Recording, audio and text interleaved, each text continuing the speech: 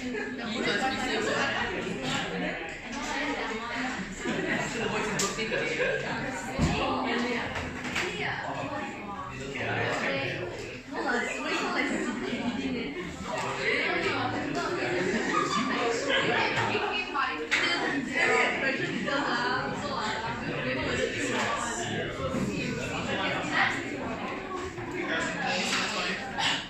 will start.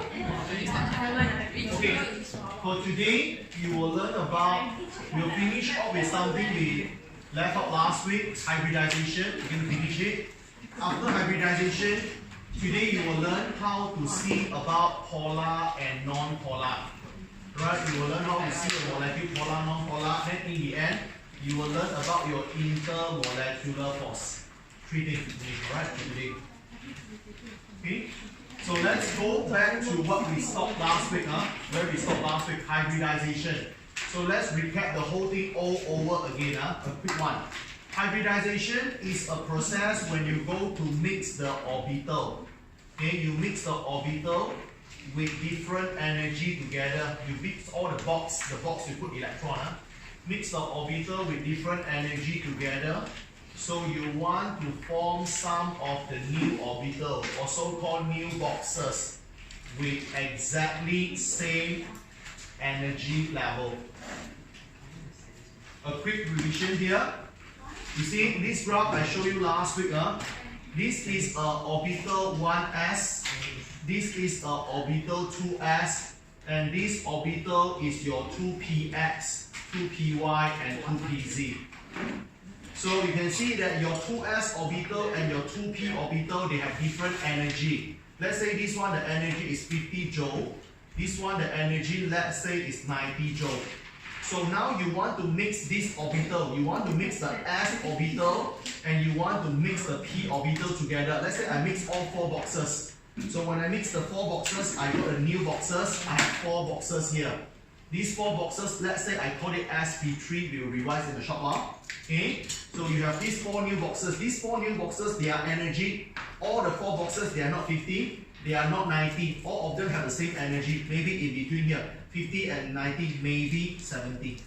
Alright, so this process called hybridization. Okay, you mix all the boxes, they have different energy. After you mix all the boxes, become same energy. That's it. Okay. So I said last week, you all have 3 types of hybridization, if you all remember. Okay? Your hybridization got 3 different types. We covered 1 last week, we will redo 2 more this week.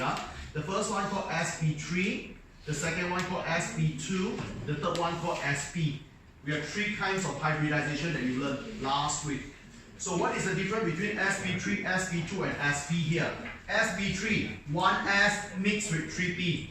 Sp2, 1s mixed with 2p. Sp, 1s mixed 1p. That's the difference, okay? This is 1 of the s go to mix 3 of the p.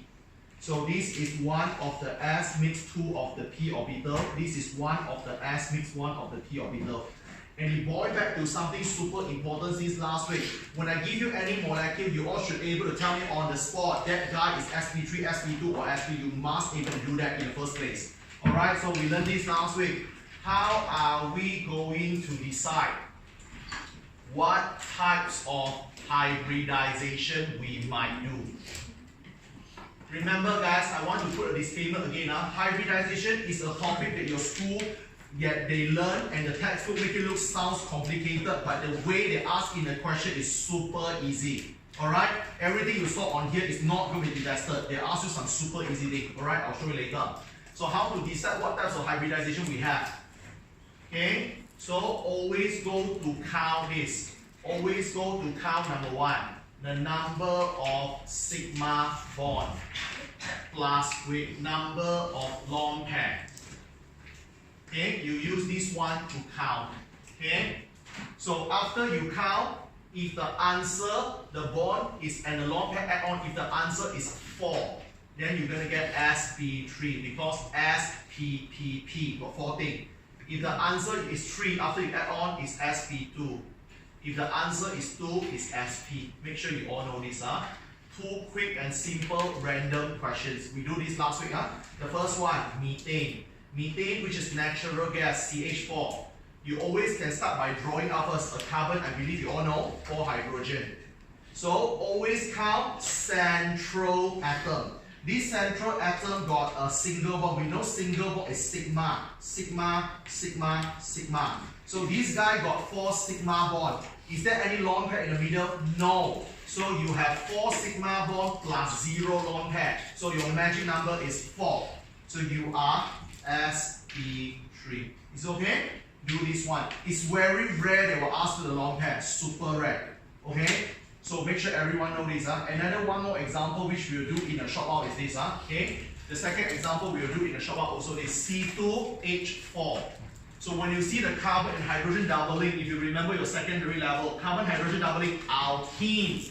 So this guy is alkene. How we draw alkene in your SPM or IGCSE? Draw the carbon first. Remember alkene, the functional group is double bond. Put in the double bond. Every carbon must have 4 bonds. Here got 2, 3 and 4. Here got 2, 3 and 4. Dump in hydrogen. So this is how you draw alkene. I hope everyone know how to draw a normal alkene. Same thing, I want to know this guy is Sp3, Sp2 or Sp. How? Again, to know Sp, Sp2, Sp3, we must always count the bond. To count the bond, we must choose a central carbon to count. Now you have 2 carbon in the center. You can count any one also can, because if you realize they are symmetrical. The left and the right is exactly the same, symmetrical. So you can use any one. Let's say I use this carbon as the central carbon to count. This carbon got a sigma bond, double bond, remember? A sigma and a pi.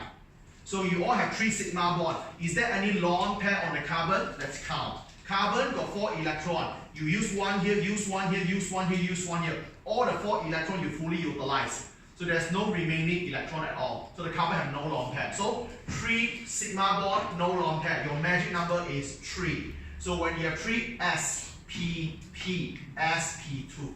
So this guy is Sp2. So all these things we learned last week is okay? Alright, so I want to recap again on the hybridizations, the detailed one. So in your A level, in AS level, your hybridization, you just need to focus on 3 examples only. Okay, just focus on 3 things I mentioned last week. The first example to focus is ammonia, is the so-called methane. The second one is this guy, C2H4, ethene. The third one is C2H2, ethyne, triple bond. Okay, this guy called methane. This guy called ethene, your alkene. This guy is called ethyne, which you don't need to memorize. Okay, so if you remember last week how I do the Sp3 hybridization, let's start with this guy.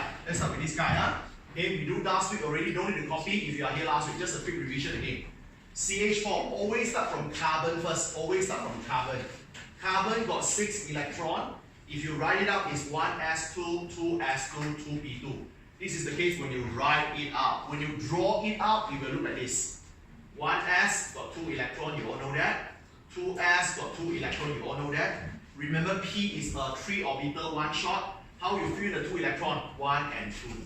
So this thing is the most natural condition of carbon. In the most natural condition, they call it ground states. Okay? Ground state. Ground is the lowest energy level. This is naturally. So naturally, carbon will be like this. But the carbon is not happy. Why? Carbon see that here got an empty boxes. So they say this is an empty room. Here I squeeze with people. I don't want. I want to go to the empty room. So one of the electrons will jump to here, the empty room.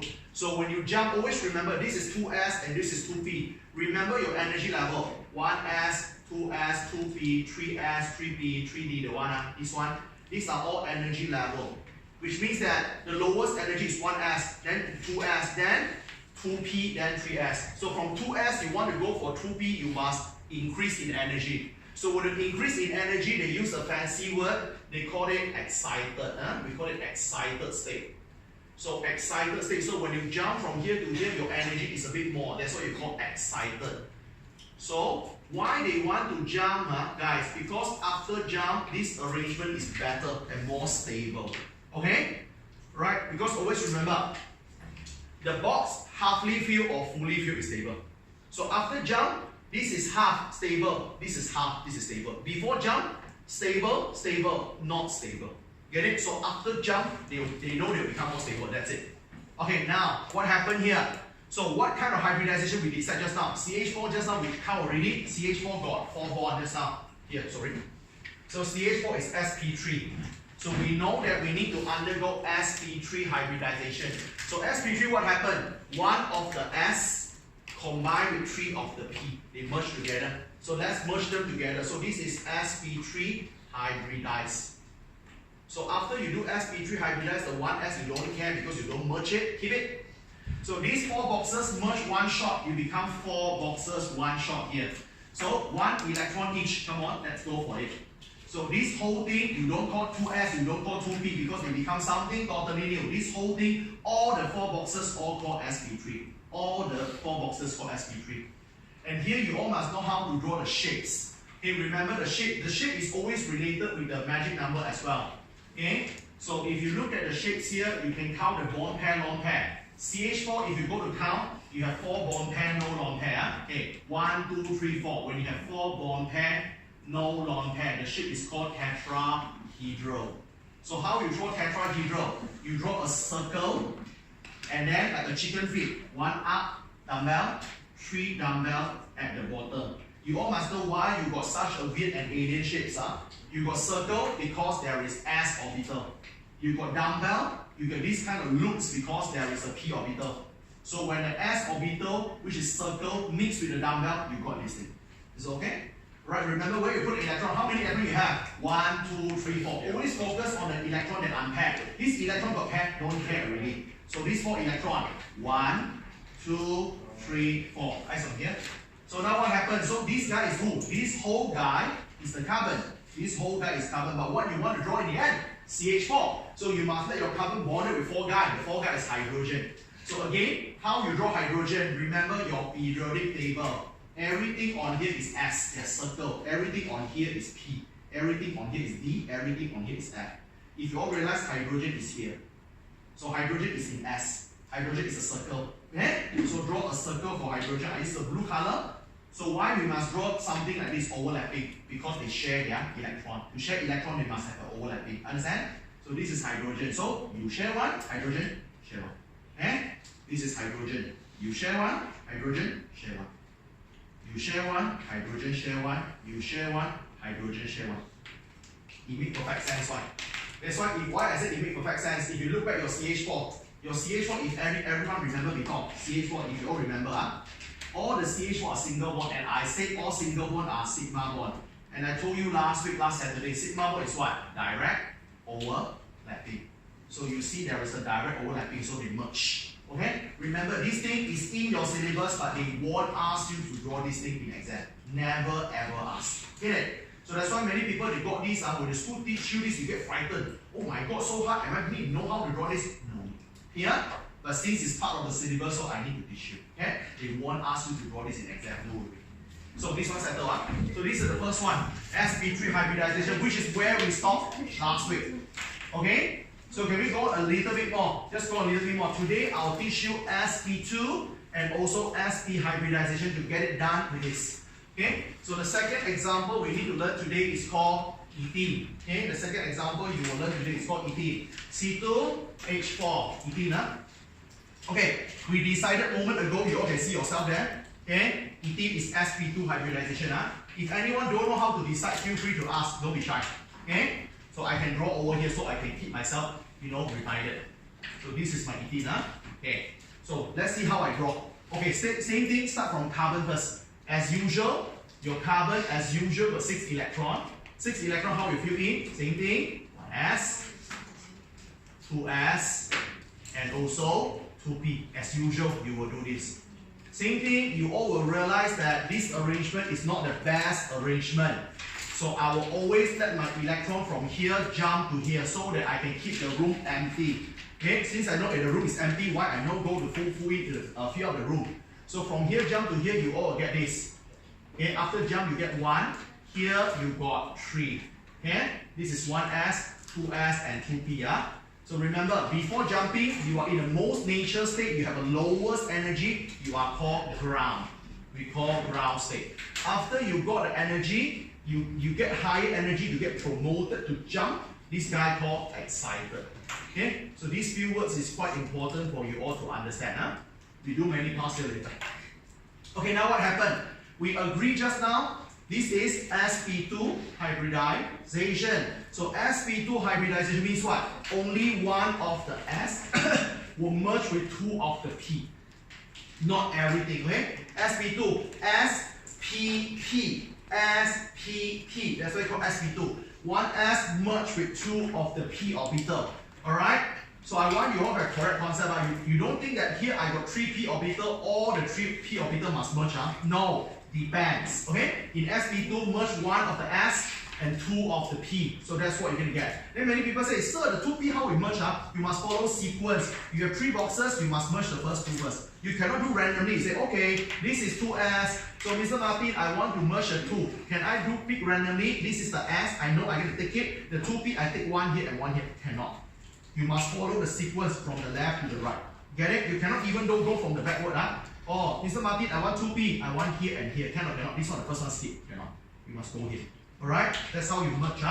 Alright, so same thing, you know you merged already. Let's redraw your merging. So this is the Sp2 hybridization. So after hybridization, so who merge? These 3 merge. So the one not merged, draw. This is 1S, not merged. I draw you out. 3 boxes merge. Link them together, 3 boxes, 1, 1, 1. These 3 guys all are Sp2. Remember why Sp2? 1S, 2P. Okay, this guy, be careful. This lonely guy. This lonely guy is who, guys? Okay, we know that when you have 2P orbital, the first one is called X, second one called Y, last one called Z. So this is called 2PZ. Understand? Alright, it's being left out, it's not being hybridized. Okay, so this is what you have. So now is the time for us to draw the picture. So again, to draw the picture, you must know about the shapes. Okay? You must know about the shapes. So how you draw the shapes again? To know the shapes we learned last week, lone pair, bond pair. So how to count? Count any one of the carbon. So again, we learned this before. To know the shapes, count sigma bond only. This guy is a single bond sigma, single bond sigma, double bond sigma, and pi. Count only one of the carbon, don't count both. This carbon got 1, 2, 3 sigma bond. 3 sigma bond, 3 bond pair, no lone pair. 3 bond pair, no lone pair, the shape is called trigonal. My mistakes. Trigonal planar. Is it okay?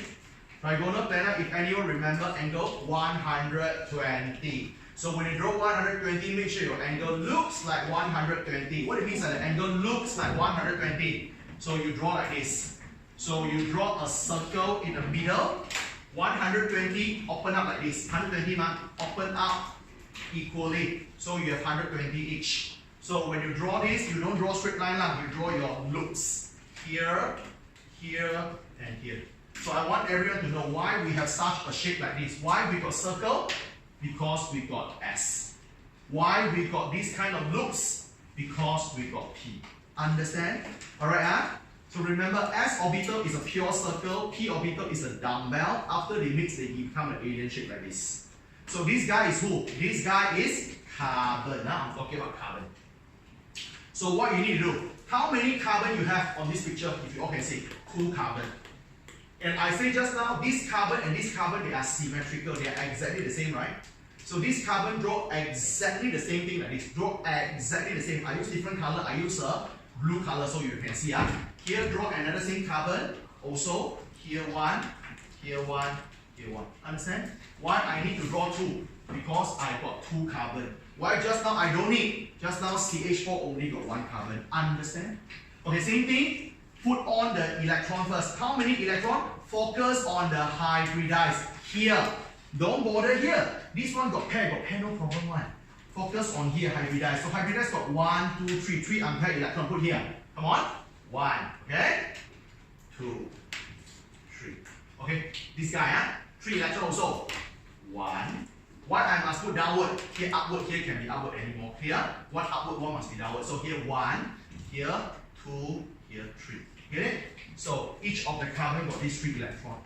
Okay, so now what you have drawn so far, actually. Alright, so if you realize that you already draw the overlap in the middle. So if you see, you have drawn this actually, guys. C. In the middle, the overlap, you already draw a single one actually in the middle. But you still have something to draw. The next thing what to do? Hydrogen kicks in. Hydrogen, how to draw again? Hydrogen is circle. Anyone here don't understand why hydrogen is a circle? Okay, hydrogen park at the S part of the periodic table, so it's actually a circle. So draw hydrogen. So hydrogen, I draw here. So hydrogen is a circle. Hydrogen. So you share one, hydrogen, share one. Hydrogen. You share one, hydrogen, share one. Circle. Hydrogen. You share one, hydrogen, share one. Hydrogen. You share one, hydrogen, share one. What you have drawn so far? All are overlapping, you redraw hydrogen, hydrogen, hydrogen, hydrogen. If you realize, you draw this again. Guys, this is a simplified picture of that, isn't it? If you realize what you want, almost there. If you realize what is going missing, only the middle, the double bond. So now, how to draw the middle? I want you to be careful, I use a red color. So the middle one, which is a double bond, which you all know is a sigma, a pi bond. So we know pi bond is what? Sideways overlapping. So where is sideways overlapping? P orbital over P orbital. So how to do? Everyone look at here, what we haven't drawn. This one don't draw. Full one don't draw. This one, settle already. Now this one, 2pz. I said last week, I want you all assume the z is vertical. Correct? I want you all to assume the z is vertical. So you have another one, 2pz. So 2pz again, guys, P orbital, what is the shape of P orbital? Dumbbell. So draw a straight dumbbell here. Straight, straight dumbbell here. Like this. Okay? Straight dumbbell. Okay? This is the 2pz. Okay? Why got this orbital? This orbital you not hybridize just now. How many electrons you have in this guy? 1. Okay, not done yet. Don't forget we have one more same thing here. Because you have 2 carbon, both carbon are exactly the same. Whatever thing you draw on the left, you draw the same thing on the right. So this carbon also got here, dumbbell and dumbbell. So here P. Okay? So this is a P orbital and this is a P orbital. I said last week, if you want to get a pi bond, you need to do sideways overlapping. How to do sideways overlapping? P orbital, if you remember last week like this, they don't touch. Okay? Sideways overlapping don't touch. They just get very close to each other, then they merge like this. They merge. You can draw a line like merging, or you can just do some shading. Either one. Okay? So I'll merge together here. This one, merge. Like this. Merge. So this is the picture. You know how to draw? Fantastic. If you don't know, never mind, don't cry. It's okay. Alright? They won't ask you to draw this in exam. No worry. You saw this in textbook, you saw this in your school notes, but they won't ask you in exam. No worry. Okay? So you see, that's why when the P orbital and the P orbital overlap, I repeat, when the P and P do the sideways overlapping, that's when you get your pi bond. That's why you get this. You got me? That guy is actually this. I just simplified it only this one. Get the idea? So this whole thing called hybridization. So they mix together. The concept is all mixed together. Okay? Alright, so show you last example. Show you the last example, then you can take note one shot. Okay, the last example that you need to know for hybridization is over here. Okay? Last example they will ask you is this. Remember guys, this is extra knowledge. It's not be tested in exam. What they will ask you, super basic one, they will ask you a question like this. What type of hybridization in CH4? That's it. What type of hybridization in C2H4? Understand? They ask you the super basic one, although you learn something so at once. Get it? Alright? So now I will show you the last hybridization called C2H4. Shh. Okay, C2H4, C2H2, sorry. Okay, I want to draw up C2H2 first to let you know what hybridization, just in case if anyone don't know. Okay, this one C2H2 is not in the syllabus, you don't know, never mind. 2 carbon, 2 hydrogen, you got 1, I got 1. Okay, if you realize this is carbon and carbon here, you all must know, carbon forever need 4 bond. Always remember, carbon need 4 bond forever. No more, no less. Here got 1 hydrogen, you never see that, you never see double bond hydrogen, cannot really. So here you add it, here 1, add 2 more. Okay? It's a triple bond. You know it's good, don't know, never mind. So this is the diagrams I have. Okay, now, let's see. Let's decide the type of hybridization we have. So to decide hybridization, you must choose a central carbon. You have 2 carbon in the middle. Which one to choose? Either one. Because they are symmetrical. You can choose either one. Let's say I choose this carbon. So how I know the so-called hybridization? I count the sigma bond and the lone pair. So sigma bond, single bond is sigma bond. Triple bond, a sigma and 2 pi. Always remember that. So this guy got how many sigma? 2 sigma bond. Do you have any lone pair? Count yourself. Carbon got 4 outer electron. You use 1 here, 1 here, 1 here, 1 here. You use all 4. Nothing left. No lone pair. 2 sigma bond, no lone pair. So you have number 2. Number 2 is what? S. One more. P. Sp. So that's why you are called Sp hybridization. That's how you decide. You know this one is important, huh? How to decide hybridization. Okay, do the same thing from there all over again. As usual, carbon will have 6 electrons. As usual, carbon at the ground state. At the most nature form, the carbon got 2 electrons in 1s, 2 electrons in 2s, and 2 electrons in 2p. If you realize it's the same. As usual, carbon are unhappy because carbon see there's an empty room. They cannot stay in an empty room, so they will go to the empty room. So when they go to the empty room, from low energy go to higher energy, as usual, this guy called excited. So at excited state, what happened? 1s not affected, 2s 1 jumping left 1. 2p, 1 people jump over, become 3. So this is a good one. So we decided a moment ago that this guy is called Sp hybridization. Sp hybridization means what? 1s merge 1p. So 1s is here, this is for s, this is the s orbital. And then this is the p orbital. You merge them together. These two don't merge. So upon mixing, what you get? This is Sp hybridization. So after you perform the so-called Sp hybridization, what happens? The 1s you don't catch out, don't disturb, draw it back. S and P merge together. So after merge, you have 2 boxes. You got 1, I got 1. Alright, this guy called Sp. Don't forget these 2 boxes don't merge at all. So this box, if you don't merge, this box is called 2p y. This box you don't merge is called 2p z y. X, Y, Z. Okay? X, Y, Z. Okay? So now, again, when you want to draw this kind of picture, you must know the shapes. To know the shapes, again, count the bond pair and lone pair. So again, who is bond pair? Sigma bond. 1 and 2. Remember, count 1 of the carbon. Don't count both add together. Count only 1 of the central carbon will do. 1 and 2. I realize this guy is 2 bond pair. The carbon obviously have no lone pair. 2 bond pair, no lone pair. The shape everyone's supposed to know.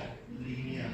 So linear, draw a straight line 180. So how you draw a straight line? Remember, when you come to hybridization, because you mix already, so no matter what shapes you draw, no matter chicken feet, tetrahedral, no matter trigonal, planar, make sure everything got a circle. Because you got S, so draw a circle first. So how you draw linear? Okay, 1 leaf here, 1 leaf here. Is it okay? Same thing, I want everyone to know why my shape look like this. Linear. Why I got circle? Got S. Why I got a loop dumbbell? P. Get it? That's what you need to know. So this guy is who? This guy is a carbon. Okay, so the carbon got how many electrons? You all can see yourself. 1 and 2. This one don't bother. Always focus on the hybridized first. This one is always the last one. Always focus on hybridized first. 1 and 1. You 1, I 1. Okay, now what we draw? As you all can see, I have 2 carbon. I have 2 carbon. So one more carbon, draw exactly the same. Draw exactly the same carbon. So draw another one more carbon, do the same thing. Overlap and overlap. So this carbon, share 1 here, share 1 here. Why they need to overlap here 1? When you overlap 1 here, carbon form a sigma bond. So that's why you have a sigma bond here, okay? So this carbon settled already. You see, I draw this already, yeah? Carbon here, already draw a sigma bond. Okay, now what do you do next? Hydrogen. Hydrogen is what? Circle. Draw a circle, hydrogen. You share 1, hydrogen, share 1. Draw a circle, hydrogen. You share 1, I share 1. Hydrogen settled already. So what you draw? Hydrogen come in already. Hydrogen come in. So you see, you draw this one already. What you want? It's almost there. If you compare, here and here, settled already. The only thing left is what? The multiple bond in the middle. So multiple bond, if you realize that these 2 multiple bond are what? Pi. So pi, how to draw? Sideways overlapping. And I say sideways overlapping is what? P and P overlap. Understand? They don't touch at all. They just come close to each other and they stick together. That's it. They don't touch. Okay, so what do you draw? You have Py. Okay, so where is the Y? I want you all to assume this is Z. Z. So the Y, so this one is X. Let's say the Y is here, slanted. You want slant here, you want slant here, up to you. You can slant here or slant here. It's okay. So let's say I slant over here. So I use the red color for the Y. Okay. I draw this one, everyone eyes on here, 2Py. P is what? Dumbbell. Y, lying. So a dumbbell lying like this. A dumbbell lying like this. Okay? So this P got 1 electron, you got 1 electron. So what happened? P and P, sideways overlapping. So you and me sideways overlap. Like what I said, guys, they don't touch, they just come very close to each other only. Your P orbital like this. They don't touch at all. They just come super close to each other. Okay? Super close to each other. Then they already overlap. Okay? They don't visual touch. So remember that. Okay, so now what happened? This one overlap. Okay, warning, something very confusing will come in soon. Alright, so merge. Merge. Okay? So after this one and this one merge, you form one more pi bond already. Okay? You're almost there. You have already one pi, one more pi. So the last pi is who? Pz. So I said last week, where is that? Straight. Okay, draw your straight. So here, Z. So P, how to draw P? Dumbbell. Z, straight. Straight dumbbell. Straight dumbbell. Straight dumbbell. Okay? So, this one, my Pz got 1 electron, you got 1 electron. So the blue color and blue color here, merge. Merge. So when the blue and blue merge, one more here. Settle. This is what they won't ask you to draw. No worry. Okay? They won't ask you to draw in exam. Okay? If they ask you to draw this in exam, if this question not 10 mark, don't do. Yeah? Alright? Do so many things. Okay, we should give you 10 mark one. If let's say they ask you this. Alright? They won't ask you in exam, so don't worry. So this is the concept, but the way they will ask will be very, very simple and very straightforward. Okay? So hope you all get some rough and basics idea for hybridization. So at the end of the day, what is hybridization? Mix orbital together. So when you mix S orbital, which is circle, you mix the P orbital, which is dumbbell, circle plus dumbbell, when you mix them, you form something new. That's why you get many different shapes. Understand? That's why you get linear. That's why you get trigonal planar. That's why we got tetrahedral. Understand? So when circle plus dumbbell, you come up with different shapes. This concept called hybridization. That's it. Okay? So some school they show you the slide for this without telling you what happened. Very hard, very, very hard. So make sure you understand this. And it will be useful if you know, if you use multicolor pen, so you can clearly see who and who. If you use multicolor pen, it will be better. If everything same color, monochrome, it's very hard for you all to see.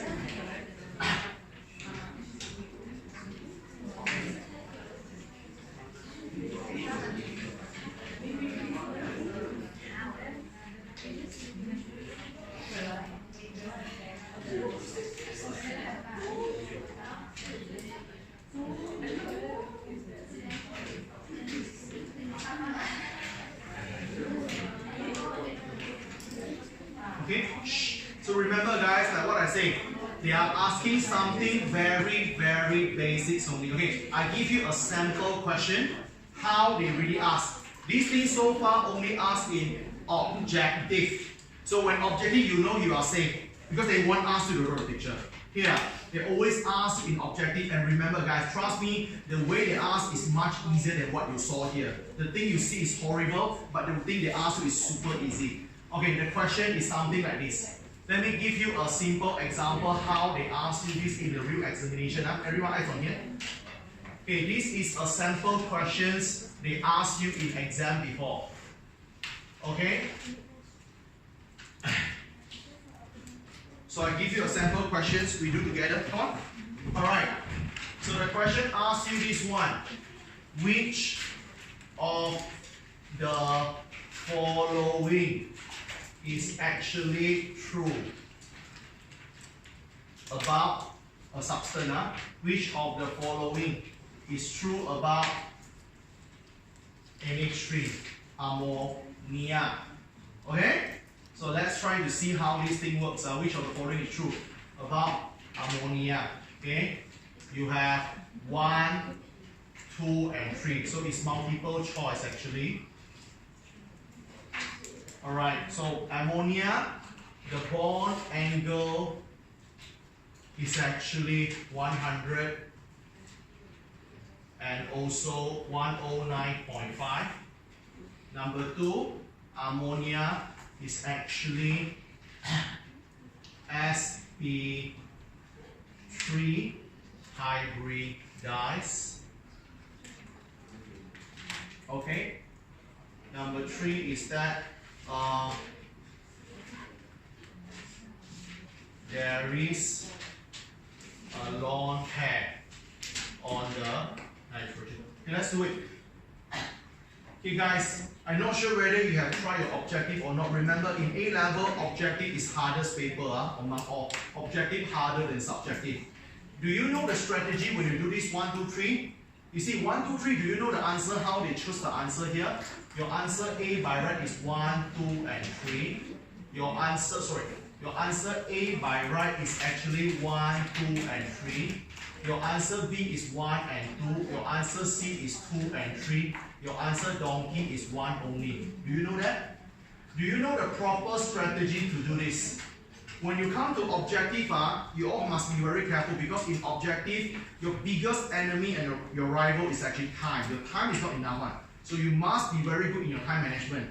Previously, when we do back in IGCSE, what we do, we read one by one. Okay? Now you should, your sequence, you should do this. You should read 2 first, then you should read 1 first, then only read 3. You should go through your answer this way. 2, 1, 3. Why? Very simple. You see, you check number 2 first. So let's see number 2 is right or wrong. Okay? Let's say number 2 here is right and number 2 is wrong. If you check number 2 wrong, answer directly donkey. Don't need to read it. Sure not? Why? The only answer to have number 2 is donkey. Get it? Faster. So do number 2 first. Okay? Number 2 wrong, no need to think. Donkey. Alright? Then after number 2, you check number 1. Okay? So if number 1 here is wrong and number 1 is correct. If you check number 2 correct, so number 1 is wrong. So if number 1 is wrong, so the answer must be C. Okay? Then only last thing, you do your number 3 law. This one you do the last thing. Okay? So if number 3 is wrong, so the answer is B. Number 3 is correct, the answer is A. That's how you do. This is a small thing, but it can help you to save up some time. Okay? Faster. You don't need to go through 1, 2, 3, 1. You go number 2 first. Faster. 2, 1, 3. Better for you. Okay? I will do that. Okay? Let's say I do that. I check number 2 first. Number 2. This guy is Sp3 hybridized. So yes or no? To know hybridized, I draw the picture first. And H3, how I draw? A nitrogen bonded with H, bonded with H, bonded with H. And I reminded you all many times already, when you draw the picture, don't forget lone pair. Alright, nitrogen, if you check your periodic table, group 5. Nitrogen got 5 outer electrons. Every line needs use 1 electron. Use 1, use 1, use 1. 5, use 3. Got 2 more, no use. Get it? And I said how you decide Sp1, Sp, Sp2, Sp3. Count the bond pair and lone pair. Get it? Lone pair must count. 1, 2, 3. 3 bond pair. Lone pair got 1. 3 bond pair plus 1 lone pair. Magic number 4. 4 is Sp, P, P. So this guy is Sp3. Understand? So that's number 1. After do number 2, do number 1. Bond angle 109.5. So to know the bond angle, what we know? To know bond angle, we must know the shapes. To know the shapes, we just count lone pair and bond pair. Same thing, 3 bond pair, 1 lone pair. If you check back the table last week, this guy called trigonal pyramidal. Trigonal pyramidal, if anyone remember the bond angle 107. So your answer 1 is wrong. Don't waste your time. No need to do number 3 already. Understand? Because there's no answer called, there's no answer 2 only, must be 2 and 3. Okay? So your answer is 2 and 3, answer is C. Get it? This small detail can help you a bit. When you go for your so-called trial exam, your mock exam, you'll understand what I say. The time is not enough. Right? Okay? So make sure you really make good use of the time. This is the last 10 questions. You have 14 questions. The last 10 questions is this multiple choice. Got it? Alright, so make sure everyone knows this. So this is how they ask you a question. They didn't ask you to draw the horrible thing. No, simple as that. Yeah?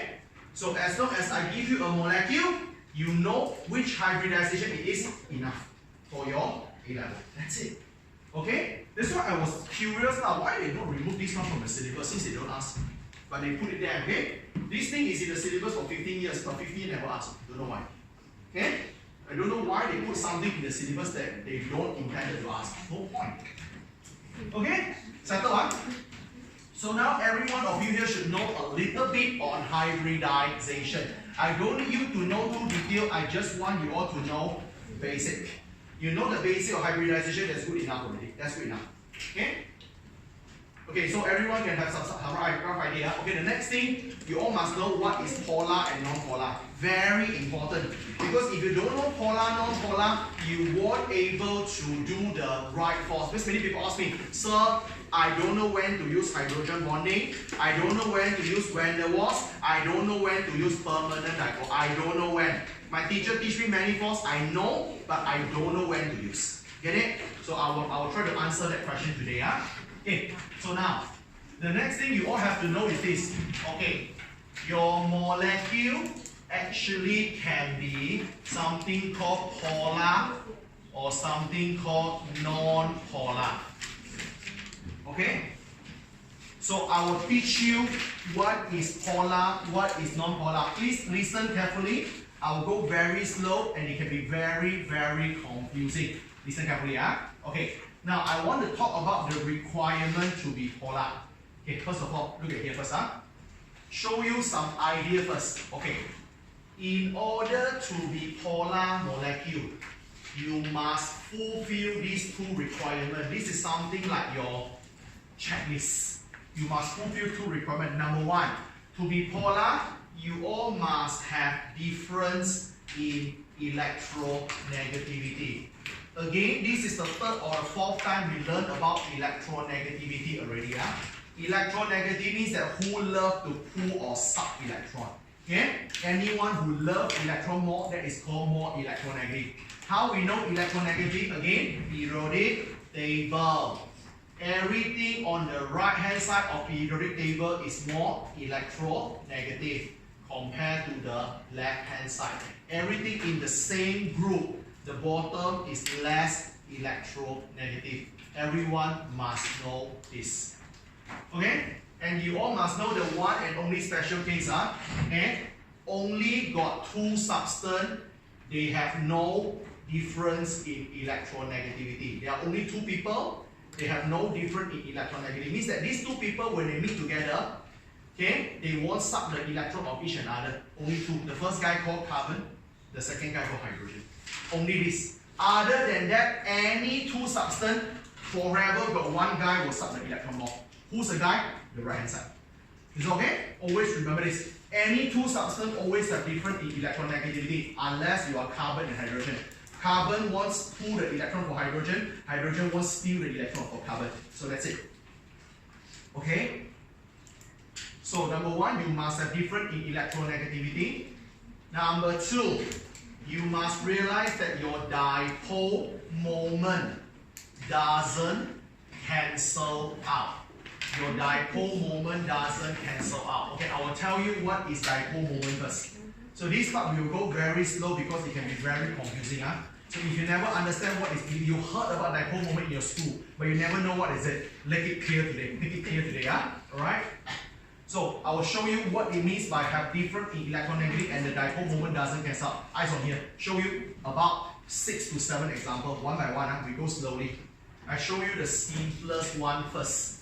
Okay, the simplest one is called HCl, hydrogen chloride. Okay? This is a molecule. You can draw the ellipse or don't draw the ellipse, never mind, up to you. Okay? So if you check the periodic table, hydrogen is on here. Chlorine is on here. Chlorine is on the right hand side of hydrogen. Chlorine will suck the electron of hydrogen. Understand? So all the electron of the hydrogen go there. So if you all imagine, just imagine like this, imagine. initially the electron is scattered around like this. Initially, electron is quite balanced one. So the chlorine is more electronegative. Chlorine suck all the electrons. So all electrons go to chlorine. So you all eventually will see this. Eventually you will see that chlorine got more electron. Okay? Chlorine got more abundant of electron. Hydrogen got a bit lesser. Is it okay? So when the electron do not distribute equally, am I right? One side more, one side less. So you will create something called partial charge. Okay? So when the electron do not distribute, when the electron do not distribute evenly or equally or uniformly, so you will create something called a partial charge. Many people mess up partial charge and real charge. I want you to listen to my explanation. How you write partial charge? You write this symbol. This symbol we call delta. Where is the first time you see this symbol? Your maths. Delta x, delta y, dy, dx. You got it? This symbol called delta. Delta stands for change. Small change. Very good. Small change. Okay? So this side got more electron. So it will become slightly negative. This side got less electron. Slightly positive. Understand? Then many people ask me, sir, does this symbol, like warm, this one, does it matter? Yes, if you don't forget to put this one, you only put like this. This is H and Cl, you put this one plus and minus, that's all. Okay, guys, what is the difference between this plus and this plus? Listen carefully. You get this charge positive, this one I call it a real positive charge. This is the real one. This one is not a fake one. This one called partial. You get a real positive charge when you donate electron. So when I donate electron, I get a solid plus. This one I not donate, I not receive. It's just my electron temporary lesser only. So I will get a partial positive. Understand? So partial charge you get it because electron is distributed unevenly. You get a real positive or real negative because you donate or receive electron. Understand? Get it? So please be very careful here. So you see here, so this guy already has plus and minus. So this guy called partial charge. So now, is this guy's polar? Number one, do you have different electronegativity? Absolutely, I have. Number two, dipole moment doesn't cancel. Okay, I want to teach all of you first two things. Number one, what is dipole moment, and another one, when the dipole moment cancel out. Let's look at it. What is dipole moment? Dipole moment is actually, it tells you the movement of electron. Dipole moment tells you the movement of electron, where the electron goes. So dipole moment always how to go? Always pointing toward to the further who are more electronegative, the further who suck electron. Everyone here, as you all can see here, who suck the electron? Chlorine. Electron go where? Go there.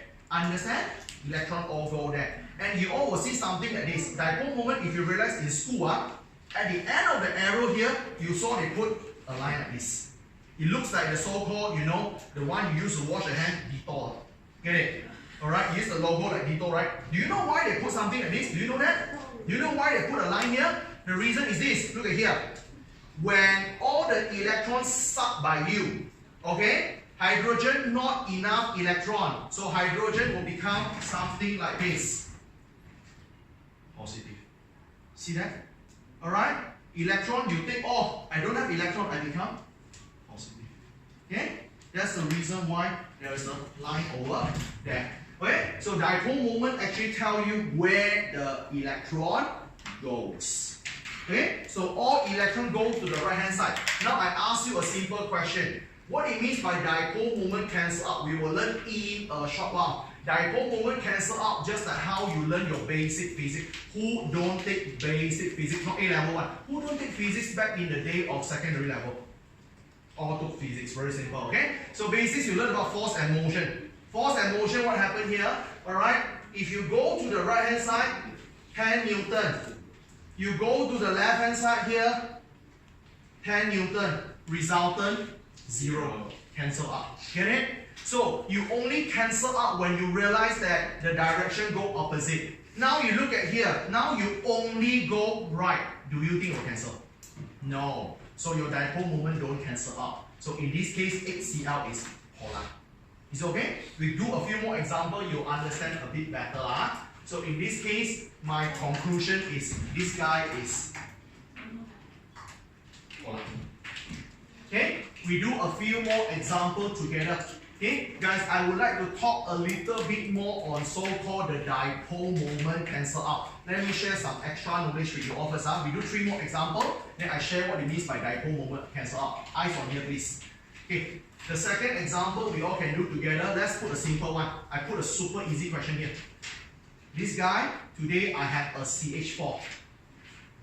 So my question is CH4 polar or non-polar? Let's check. Draw picture first. This is a C bonded with 4H.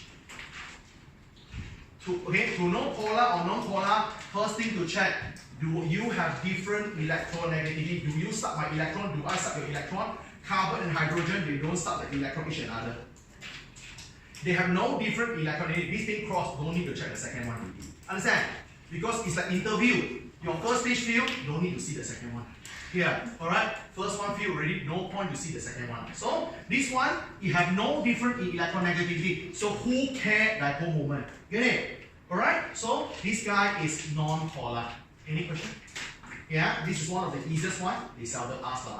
It's too easy. They ask this like insulting your intelligence, isn't it? Okay? Too easy already. Okay? So let's go for another one more. Okay? The next one we all can see is this, guys. Okay, this one is super interesting. Eyes on here. Okay, now we want to look at CCl4. CCl4 called tetrachloromethane. No need to memorize the name. That's not the important thing. Draw it up. As usual, draw it up. There's a carbon. Come on. There's a chlorine. There's a chlorine. There's a chlorine. There's a chlorine. So a carbon attached with 4 chlorine. So this is how it looks like. Okay, first thing, do you have different electronegativity? Look at the location. Carbon is around here. Chlorine is around here. Chlorine is on the right hand side of carbon. Chlorine will suck the electron of the carbon. Understand? So chlorine is slightly more negative because the one who suck electron will become negative. So chlorine is delta minus, delta minus, delta minus, delta minus. My carbon electron sucked by all the chlorine. My carbon is very hungry, very lacking of electron. Delta positive. Is it okay? Alright. Same thing, the next thing is that, so do I have different electronegativity? Absolutely. I have. Number 2, does the dipole moment cancel out? Okay, let's see the dipole moment first. Let's draw dipole moment. Dipole moment show where the electron go. Electron always go for the more electronegative one. Go for who suck the electron. Electron sucked by chlorine, sucked by chlorine, sucked by chlorine, sucked by chlorine. Understand? So after sucked by chlorine, carbon, not enough. Plus, plus, plus, plus. Understand? Remember, the arrow here, just add a line here. Okay? So, now, you see all the dipole moment. Does the dipole moment cancel out? Many people will say no, because you cannot imagine. This many people say, sir, according to physics, it doesn't make sense, right? Okay? 10 Newton up, 10 Newton, 10 Newton, 10 Newton. You cannot see why. 2 dimension. In 3 dimension, actually, it cancels out. Then some people say, so how I know? I cannot see how I know. So, this show a simple tips. How you know dipole moment cancel or not? Look at here. Okay? So, your dipole moment will actually cancel out if you fulfill these 2 requirements. If number 1, you have exactly the same legs. Same legs means this, Cl, Cl, Cl, Cl. Understand? Alright, why you must have same legs? 10 Newton, 10 Newton, 10 Newton, 10 Newton. Imagine, this is Cl, this is bromine, this is chlorine. 10 Newton, 4 Newton, 7 Newton, no way. Here, the legs must be the same. Okay? So, number 2, you must have a symmetrical shape. This is important. When you have a same legs, you have symmetrical shapes, then I will cancel out. So the question is, what is actually the symmetrical shape? Symmetrical shape is all the shapes that you learned before, the shapes that without lone pair. All the shapes you learned, some got lone pair, some don't have lone pair, right? The shapes without lone pair is called symmetrical. I named the 4 most basic that you all must know. The first symmetrical shape everyone must know is called linear. Because linear is 2 bond pair, no lone pair. Second symmetrical, 3 bond pair, no lone pair. If you remember trigonal, planar. Okay? 4 bond pair, no lone pair. What is it? Tetrahedral. 5 bond pair, no lone pair, no need to know. Trigonal bipyramidal, they won't ask, no need. Okay? 6 bond pair, no lone pair. Octahedron. So when you have these shapes, which is no lone pair one, so you are symmetrical. Is it okay? So let's come back to here. Is my CCl4 polar or non-polar? Let's check. Number 1, do you have different electronegativity? You have. Number 2, does your dipole moment cancel out? Let's see. So to know dipole moment cancel or not, do you have same legs? Yes, I have 4 same chlorine. Fantastic. Number 2, am I symmetrical? To know symmetrical, check the shape. To check shape, what happened? Bond pair, lone pair. Carbon in the center. 1, 2, 3, 4. 4 bond pair. 4 bond pair, no lone pair. I am tetrahedral. I am symmetrical. So my dipole moment cancel out. You got it? So that's why cancel out everything. So in this case, I am non-polar. You got me? This is something very important. Alright? So why you might not understand this when you learn in school? Because something we learn in 2 hours, your school teach in 20 minutes. That's why you might not understand. Clear? 2 hours already. But if you really go slow, it's okay one. Quite easy. You follow these rules, you'll be fine. Go slowly. Okay? This polar and non-polar is super important. You don't know polar, non-polar, later your force or attraction all wrong. Okay? So this is the second one. Okay? Polar, non-polar. Okay. I show you a few more examples, mix and match, so we can see how to later. If you want, you can take note first. Then I show you a few more. Our target do 7 to 8 examples. Okay? Hopefully after 7 to 8 examples, you all can clearly see that they are polar or non-polar.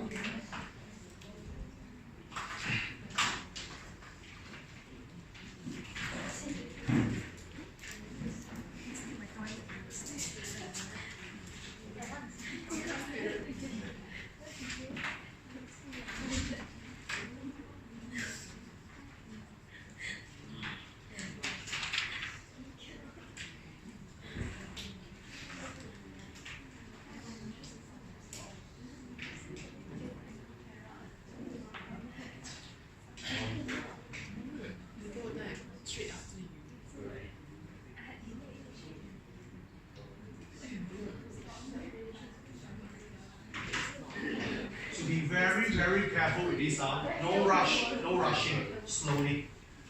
Okay? So for now, make sure you can get some idea for electronegativity.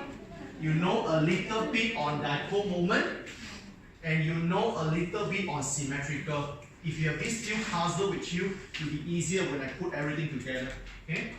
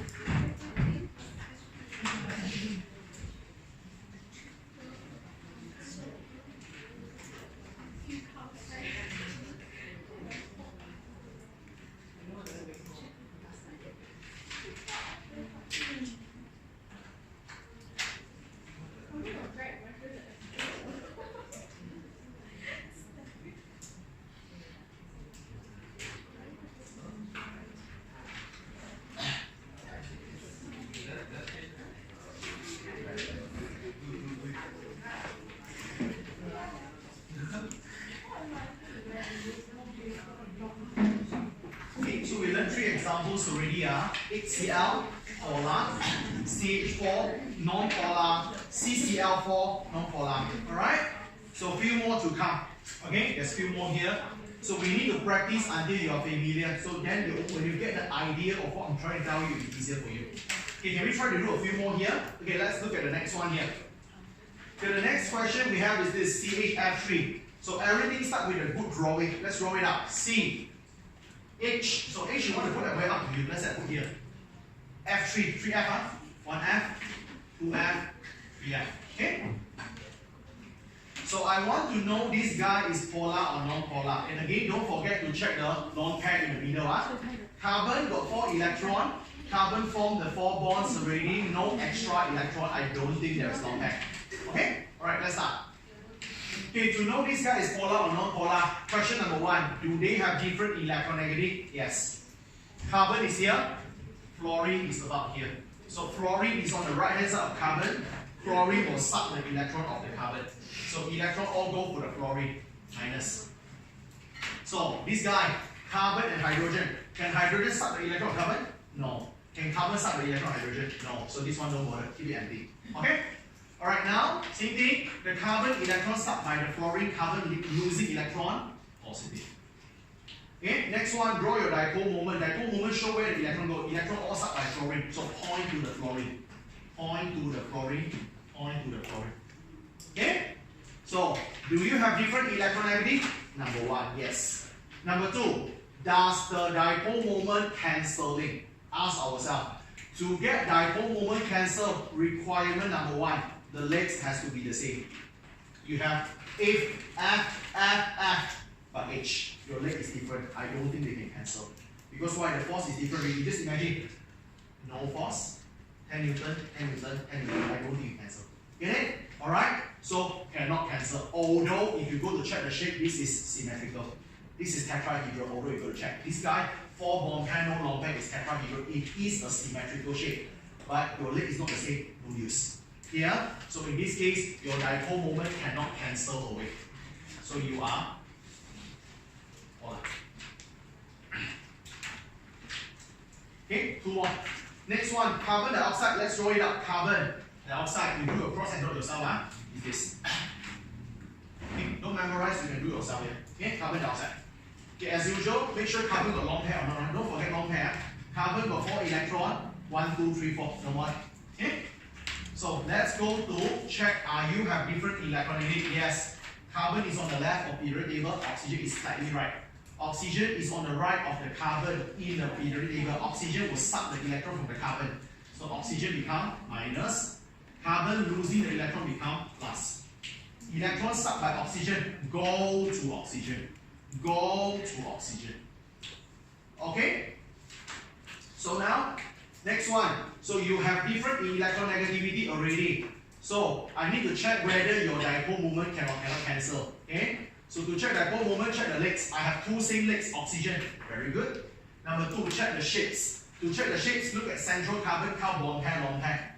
Remember, bond pair, long pair, count sigma bond, don't call by bond. Not double bond count as 1, because only 1 sigma bond. 1, 2. 2 bond pair, no long pair. Who you are?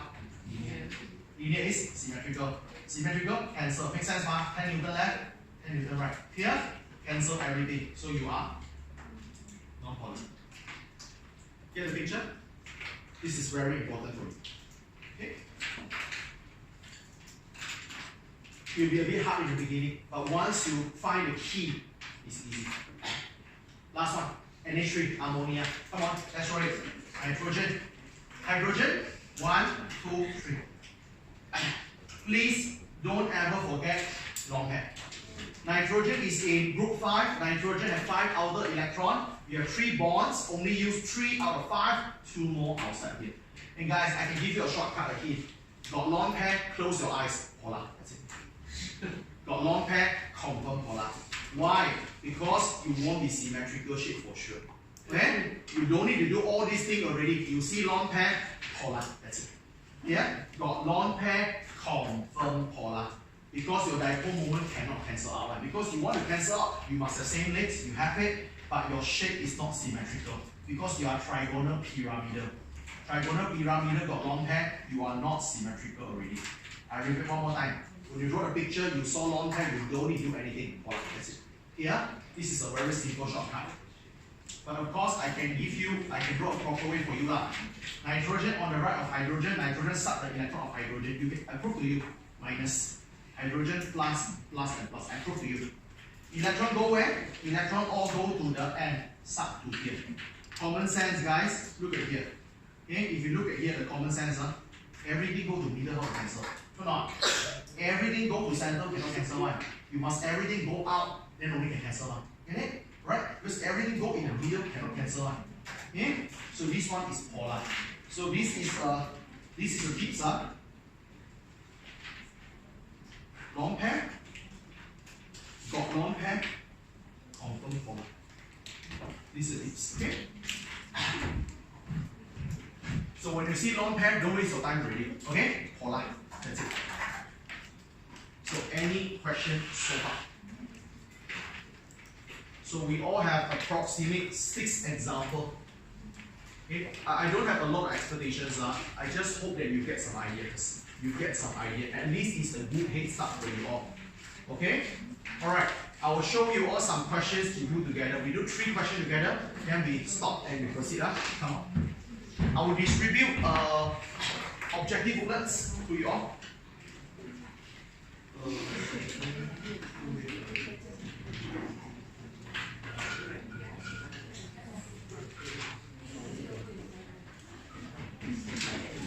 Okay, I will distribute objective bullet to you guys first.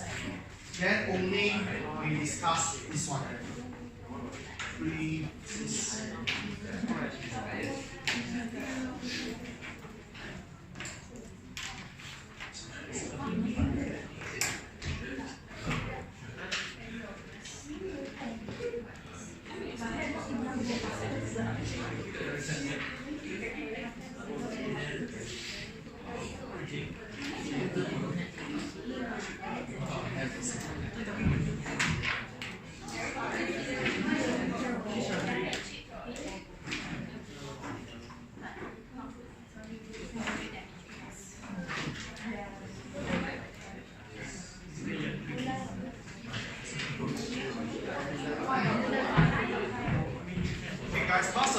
Make sure everyone get a copy of the objective booklet. We will do a few questions together. Some very, very good questions we can do together. So pass it around. I will show you a few questions that how they make it a little bit trickier. Listen carefully up.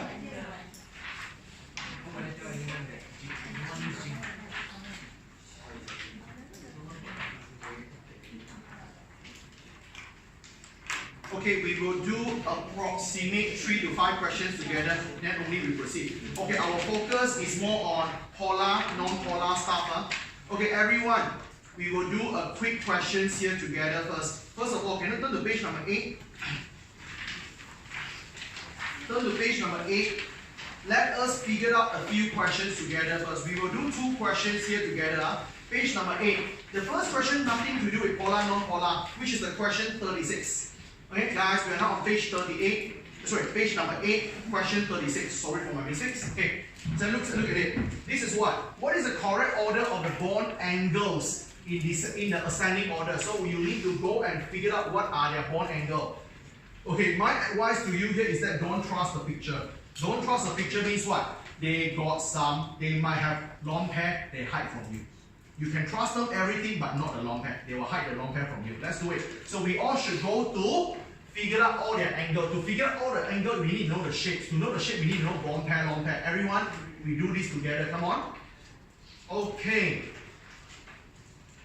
So let's start from here. Bond angle number 1. So your angle number 1, if you go to count, 1, 2, this is a central carbon. This carbon. 1, 2, 3, 4. Don't count here. This one not really drama here.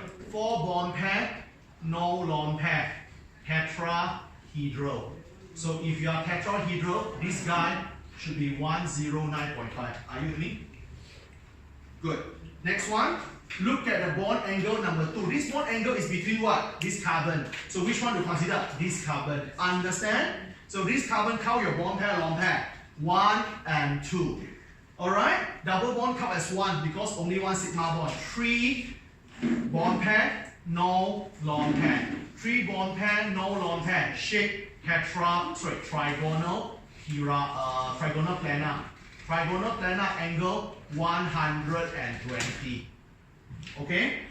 So the last one, a bit trickier, be careful. Many people, they trust the picture, they say, yeah, sir, this one is so easy lah. You look at it, straight line, linear, wrong. Here, don't trust the picture because it looks like linear. It is not linear at all. Okay, so count the bond pair, long pair on what? This oxygen. This oxygen 1, 2, 2 bond pair. Don't forget there are some hidden lone pair for you. So let's count the lone pair. Oxygen belongs to group 6. Oxygen got 6 outer electrons. You have 1 here and 1 here. 6, you use only 2. You have 2 more lone pair. Is it okay? They hide from you. They don't show you. 2 bond pair, 2 lone pair. What is your shape? Band. So band, what is the angle? About 104.5 for H2O. Another one is 98 for H2S. So around there, 104.5. You can always use this value. So now you know the bond angle already. So what do you want? Ascending. Ascending means small to big. So small angle is here, 104.5. Then to go 109.5, the biggest one is 120, 312. Answer C. Get the idea? Alright? So don't trust the picture. The picture looks like linear, but it's not. So the lone pair, they always hide from you. Get it? So whenever there's a picture, always double check, is there any lone pair? Because that's what they can hide from you. Lone pair, huh? Okay, now our focus is on question 33, which is great. Question 33, something we learned just now. Which of the molecule has the overall largest dipole? So largest dipole means that most polar. So I repeat that. If they want the largest dipole, means that they want the most polar one. Okay, we are now on page number 8, question 33. Page number 8, question 33. So we go one by one. Let me show you some idea. Okay? Because sometimes if you have some common sense, actually you can make it much more flexible. Look at here. The first answer A. Answer A. CC here. There's a chlorine, there's a chlorine, there's a chlorine, there's a chlorine. Cl is on the right hand side of carbon. Cl suck the electron of the carbon. So Cl is actually minus. Cl minus. The carbon is actually plus because it gets sucked the electron. Dipole moment, all the electron go to the Cl, sucked by the Cl. Cl go there. Cl go there. Cl go there. Cl go there. Actually, you don't even need to check the shapes actually in this case. In this case, number 1, are you polar? Number 1, do you have different electronegativity? I do, yes. Number 2, do you think the dipole moment can cancel out? I think yes. The leg is the same. Here, exactly cancel here. Opposite direction. Here, exactly cancel here. Yes. I think in this case, all the dipole moment fully cancel. You are obviously non-polar, which is not the answer. They want largest dipole. They want polar. No. Look at answer B. Your answer B is this. You have a C double bond O and H and H. So first one, do you have any different electronegativity? Not with C and H. C one suck electron H, H one suck electron of C.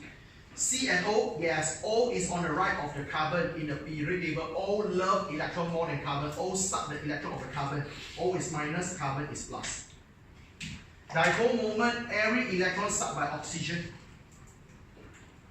So I have different electronegativity. Am I polar? Did my dipole moment cancel? I don't think so. I not even need to check the shape. Only one direction cannot cancel one. Here. So I think this guy obviously is polar. But I'm not sure whether it's my answer or not. Okay? Most likely it is lah. Okay? But let's see why C and donkey is not. Let's see C and donkey. Let's see C and donkey. C. For your question C, you have a C double bond O, you have a chlorine and chlorine. Okay? So focus on central. Chlorine is on the right of carbon. Chlorine suck the electron of carbon. Chlorine is minus, carbon is plus. Here the same thing. Oxygen is on the right of carbon. Oxygen also suck the electron of the carbon, minus. So what happened here? When you draw the line, draw carefully. This one, all suck electron here. This one, the line don't draw the same because you suck by O and suck by C are a bit different. Draw a bit different. The line draw a bit different here. Is it okay? Agak. Okay? So look at here thing. So in this case, number 1, do you still polar? Do you have different electronegativity? Yes, you have the charge. Number 2, does the dipole moment cancel out? No way. The leg is not the same. Am I right? Got O legs, got CL legs. I don't think they can cancel. So this one cannot cancel. This one also polar. Now if you compare B and C, who you think more polar? Who you think more polar? It's actually B. Why? Just imagine why. Okay? I want you all imagine O, C and O is 10 Newton. C and Cl is 4 Newton. 10 Newton only go left, only go left. 10 Newton go left, 4 Newton go a bit here, 4 Newton go a bit here. 4 and here, 4 and here, resultant maybe add a bit. Maybe 4 plus 4 get 5. 10 and 5, you only get 5 in the end. Get it? You just imagine, you get pulled here, but here at the same time got people pull you here. This one, everyone pull you to the left. This is even polar. Get it? Because you only go one way only. This one, when you go this way, some people pull you back. So can cancel a bit. Get it? Alright? So look at the answer donkey. Answer donkey, no need to do lah. CO2, we do just now. Non-polar. Okay? Answer the donkey CO2 is non-polar. So the best answer is B. Okay? Any question? So I want you all to see how they ask this question. This is a very, very good question. This question, so far for your A level, they asked 9 times already. Exactly same question. 9 times. Okay? So make sure you all know this question. Okay, show you another one more. They modify a little bit. Almost similar but modify a little bit. Okay? So everyone, can you turn to page number 12? We do 3 questions here, then I will go on and I will stop already to teach you other things. Okay guys, we are now on page number 12. Okay, page number 12, everyone look at the question 57. Page number 12, question 57. So let's do this whole question together. Page number 12, question 57. Page 12, question 57. Okay, let's do it. Okay, the question asks you, so I don't want to draw on the whiteboard, so we do together. Which of the molecules have the largest overall dipole, means most polar? Look at A. A, look at the middle. The carbon bonded to the H, they won't suck the electron. The carbon bonded with another carbon on the CH3, they won't suck the electron. No people will suck the electron. No different electronegativity at all, you are non-polar for sure. So answer A is confirmed wrong.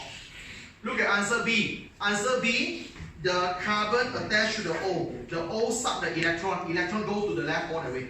All the way to the left. Right hand side nothing because right hand side is CH3. Carbon won't suck electron from carbon. Okay, so everything go to the left. I think that's the answer. Get it? Because only one direction. Okay, look at the C. Exactly the same thing just now. Get it? Something go to the left, but at the same time something go to the right. Can cancel a little bit. Look at answer donkey. Answer donkey, what happened? Answer donkey is great. Answer donkey, if you look at this one, this is CH3 and this is CH3. You don't care about these 2 legs. Carbon won't suck carbon, carbon won't suck carbon. Look at here. Carbon and chlorine. Chlorine suck carbon. Minus, plus, suck and go here. Okay? So here, chlorine suck the carbon, minus and plus. So I suck your electron, come here. 1 here, 1 here. True not? 1 here, 1 here. Opposite direction, cancel. So the answer go for B. Get it? Last question. Okay, last question to discuss before I proceed a bit more. This is a bit trickier. Page 14, question 71. Now this question was good. This is a good question. I like this. Okay, guys, we are now on page 14, question 71. This is a very, very good question. Okay, let's do this question together. Okay, the question asks you which molecule has the smallest overall dipole. I repeat guys, we are now in page 14, question 71. Okay, which molecular structure have the smallest overall dipole? The smallest dipole means non-polar. Okay, cancel out. Okay, look at here, C and C. This guy is H, this guy is CH3. Carbon won't suck electron of carbon, don't care. Hydrogen won't suck electron of carbon, don't care. Focus on here. This is chlorine and this is CH2Cl. CH2Cl means that if I draw out like this, CH2, C got 2 hydrogen and Cl. So chlorine suck the electron of the carbon. This is minus, this is plus. So if I draw it up, it's like this. Okay, now I want everyone eyes on here. Be careful with here. Chlorine suck the electron of carbon, right? Chlorine is minus, carbon is plus. So where you go? Here. Can you cancel? No. Oh wait, 1 here, 1 here. This chlorine suck the carbon of double. This chlorine suck the carbon of single bond. They're different, you got it? Here, don't think here 1, here 1. No, unless this whole thing is a chlorine. Understand? Unless the chlorine is here. Then here and here. You got idea? So in this case, remember, both got chlorine, both are opposite direction, yes. But what is the legs? One leg is double bond. This C bonded with C double bond. See, this is my leg. This leg is C bonded with C and a C. The legs are different. You get the idea? Please be very careful. This chlorine attached to the C of double bond. This chlorine attached to the C of a single bond. Different. Okay? In this case, they don't cancel out. Okay? That's why I purposely draw this one longer, this one shorter. They don't cancel out. This guy is polar. Let's look at B. Your answer B have this. C double bond C, CH3 and CH3. Don't care CH3. Carbon one sub-electron of carbon. Don't care. Look at here. Chlorine and chlorine. Chlorine suck the electron of the carbon. Plus and minus. So electron all go to the chlorine. Electron go to chlorine here and here. Does the dipole moment cancel? No, because you are not opposite, man. One here, resultant is right. Here, one here, resultant is right. So don't cancel. Polar. Okay? So B is polar. So the answer C also polar. I don't want to draw, you all can see yourself. 2 chlorine go top. Okay, 2 chlorine go top. So resultant here. No. The answer should be donkey. Get it? 2 chlorine is on the right and opposite of each other. We call right diagonal. They are the right diagonal. So get the idea? So all of you, after today's lesson, you must be able to realize whether who is polar, who is non-polar. Understand? Okay? So any questions so far up to now? Okay? Yes. If the electronegativity points towards the middle and it's still symmetrical. Sorry again? If the electronegativity points towards the middle and it's still symmetrical, they cancel. If the electronegativity is Like the center. central atom, if they point to center, if they point to center, cannot cancel already. If everything point to center, confirm cannot cancel. Okay? Okay guys, hopefully you all have a good idea, alright, of what we are learning here. This polar, non-polar, very important. Why? Shh. Because after you learn polar, non-polar, you will go to the next thing here. The next thing you will learn is called force. I said before when I first started this chapter. This chapter you all must know something called bond, something called force. Don't mess up. Okay? The bond you already learned. The bond you all learned is so-called metallic bond. The bond you already learned something called covalent bond. You already learned something called ionic bond. This is the only 3 bonds that you learned so far in this chapter, which we finished already a few weeks ago. The second thing we need to learn today is called force. Okay? We want to learn force today. Okay, to be more accurate, the force is actually called intermolecular force. Okay, we call it intermolecular force. Okay, previously back in secondary level, you just use the word intermolecular forces you can use for all situations. That's it. But that's the old days, now cannot really. So now you all should know, intermolecular force is the force in between molecules. What is the difference, guys? Many people always have a hard time. They always break a wrong force. Listen to my explanation here. Okay? These 3 things is actually called intramolecular force. Intramolecular force, which is so-called bond, these are the force that inside the molecule.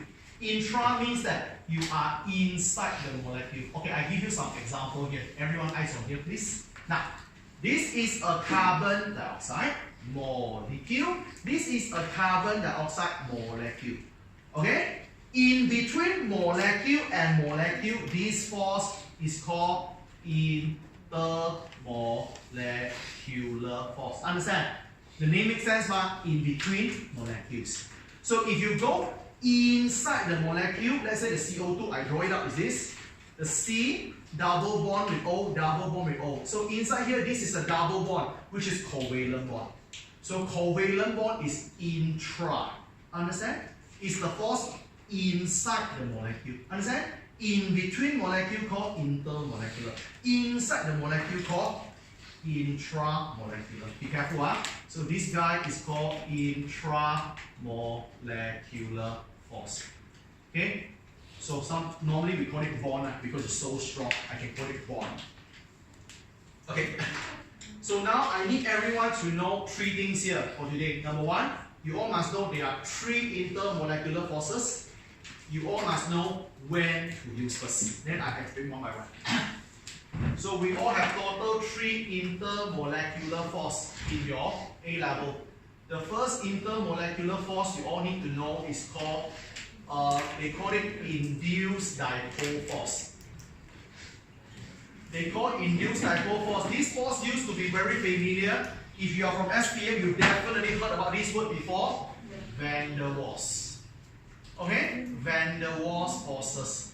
They have many names, guys. There's so many names. Different scientists call different names. Some people call induced dipole. Some people call Van der Waals. Some people call it temporary dipole force. And got some book called London dispersion. I don't know why got something to do with London actually. Okay? Alright? Because the scientists who discovered this thing, the name is called London.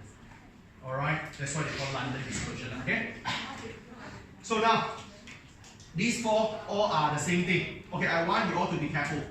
Starting from 2016 and onward. Starting from 2016 and onward. Alright, they are a bit sensitive on the use of the word Van der Waals. If possible, don't use Van der Waals. Use either induced dipole or use temporary dipole. Better for you. Okay? So starting from 2016 onward, sometimes they accept the word Van der Waals, sometimes they don't. To be safe, don't use. Just use induced dipole. This is what I like. I like this most. I love to use induced dipole. I love that. Okay, the second intermolecular forces is called permanent dipole. You call it permanent dipole force or another name called dipole-dipole. Okay, you call it dipole-dipole force. Okay, the force between dipole and dipole. That's the second one. No special name, only got two. Permanent dipole or dipole-dipole. Okay, the last one. The last intermolecular forces that we all need to learn together is called hydrogen bonding. Hydrogen bonding. So this one a bit weird because it's a force, but the name got the word bond. I will tell you why later. Because among these three intermolecular forces, this is the strongest one. That's why they put the word bond, so you know all that is strongest. Get it? So we have three intermolecular forces. Okay, let me break it down. What is student common problem? Number one, don't know when to use. Number two, don't know who is stronger. This is the two common problem for students. Okay? So students always know hydrogen bonding is the strongest one, but they don't know these two who's stronger. I'll show you later. So now let me teach you one by one. Okay? When to use. I repeat, when to use. Okay? Let me teach you all when to use. Okay, I will give you some idea first, then we do a quick example together. We will do about 6 examples together later on how to do this. A short one, Okay guys, alright, you all must know exactly when to use. You must know when to use the right intermolecular force. So let me teach you when to use them. Listen carefully, eyes on here. Then we do example, then you have a better picture. You use the induced dipole, so-called Van der Waals. You use induced dipole forces for any molecule. Whenever you are molecule, no matter your molecule is polar or non-polar, don't care. Okay? If you are a molecule, you got induced dipole already. That's it. So everyone got one. Okay? Everyone got one. Okay? Everyone, all molecule got induced dipole. All. I'll show you later. Number 2, you go for permanent dipole, also called dipole-dipole force. Dipole means charge. When you got charge, means you are polar. So you only go for permanent dipole if you are a polar molecule. How to know polar, non-polar? We learned just now. Okay? Third one, you go for hydrogen bonding if and only if you have a superpolar condition. What it means by superpolar condition? Superpolar condition must fulfill 2 requirements. Checklist again. Requirement number 1, hydrogen bonding must have hydrogen. Get it? If you don't have hydrogen bonding, it is not a hydrogen bonding. Okay? So the first one, you all must have a hydrogen first. Okay? If you don't have hydrogen, you have no chances at all to do hydrogen bonding. But don't think you got hydrogen, confirm can do hydrogen bonding. Huh? Again, you must have hydrogen. Next one, your hydrogen must be bonded directly to 3 guys. FON, phone. Phone is fluorine, oxygen, and nitrogen. The 3 most electronegative substance in the world. These 3 fellow, FON, they will suck the electron from everyone. Okay? They are the most electronegative substance in the world. Okay? Because they love to suck the electron so much. Everyone who gets sucked the electron, they become not enough electrons, so the charge is very big. That's why they become super hot. Okay? So how to use this concept? Show you now. Because I'm a person who really focus on fundamental. If you don't understand fundamental, I teach you detail, no use one. So how to use here? Okay, we go for some of the example we all learned earlier on today. Let's decide what force they are. Come on. This is the molecule. Let's figure it out. This is the intermolecular forces. Your intermolecular forces, the first one is called induced dipole, or we call ID. The second one is called permanent dipole, some school teach you PD. Okay, permanent dipole, short form of PD. The last one is called hydrogen bonding, HB. Okay, we will do a few random examples together in this table. Come on. Okay, I go super random.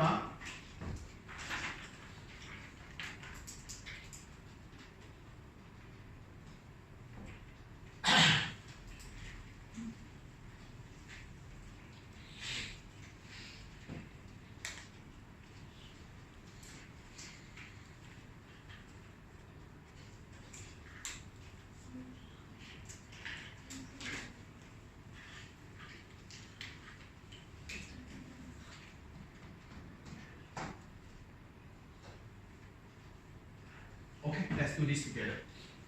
Quick one. Okay? So all are molecule. So when all are molecule, all got induced dipole. Okay? All molecule got induced dipole for sure. No matter what shape you are, no matter polar, non-polar, no more than dipole moment, don't care. Whenever you are molecule, you got induced dipole. That's it. Okay, permanent dipole. To know permanent dipole, I must check one thing. Polar, non-polar first. Okay, I do faster. Do something we learned today. CH4, CNH, no different in electronegativity. Non-polar. CHCl, Cl different like the H, polar. HCl, polar. Ammonia got long pair, polar. Carbon dioxide, dipole moment cancel out, non-polar. Methanol, draw whatever thing, polar. Water, polar. HF, polar. CCl4, non-polar. Okay, I do a bit faster lah. So now, permanent dipole only works for polar substance. Polar. You got it. Don't have. Non-polar, don't have. Polar, have it. Polar, have it, don't have it. You got me? Okay? So to know who got permanent dipole, you must have polar. Why? Because permanent dipole means charge. You only have charge if you are polar. Okay? Third one. Hydrogen bonding. Who can form hydrogen bonding? Number 1, the guy must have H. And then the guy must bonded with FON. Got H bonded with C. No way. Okay? Got H, the H bonded with the C. No way. Got H, the H bonded with Cl. No way. Got H, the H bonded with N. FON. Yes. No H, no chance. H bonded with FON. O. Yes. H bonded with O. Yes. H bonded with FON. Yes. No H at all. No chance. Here. So this table will help you a bit to understand what molecule and what force they have. Okay? It's very common, you see sometimes some guy got more than one force. Like you see here, this one got all forces. That's why later after you learn the detail, you will know what are the dominant, what are the forces you need to talk. Because you don't need to talk about all 3 of it in the exam. You just find the strongest force among 3 of them. Then you use that one to explain to you. But we go slowly. Okay? So this is the first one. So I will teach you 2 things today. First thing to teach you today is called permanent dipole. Okay? I teach you permanent dipole force today first, and then I teach you van der Waals. That's enough for today. Okay, two things first. Okay, the first thing we need to know is called permanent dipole force. So permanent dipole force, another name is called dipole force. So same thing, you all must know exactly when to use. Alright, this is only for polar molecule only. Okay, this is very easy, that's why normally they won't ask. Give you two examples. First example, HCl. HCl, okay? This is a HCl molecule. This is a HCl molecule. Okay, this is HCl molecule. This is HCl molecule. So everyone use something we all learned today. H and Cl. Cl on the right of H. Cl suck the electron of H.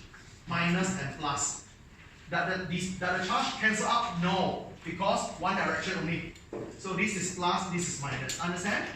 So at the end of the day, what happened? The minus of one molecule attract to the positive of another molecule. So this is the permanent dipole. Understand? Get it? So in between the molecule, not here.